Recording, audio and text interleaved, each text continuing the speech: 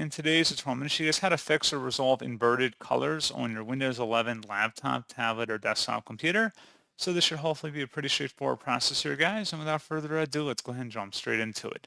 So all you have to do is open up the search menu and you want to type in settings. Best result, you come back with settings. Go ahead and select that. On the left panel, select accessibility. And then on the right side, select where it says magnifier. Scrolling down underneath appearance where it says invert colors, click inside that oval to toggle that off to disable, and that's what you have to do. So pretty straightforward process on that, guys. And as always, thank you for watching. I do hope that was able to help you out, and I do look forward to catching you all in the next tutorial. Goodbye.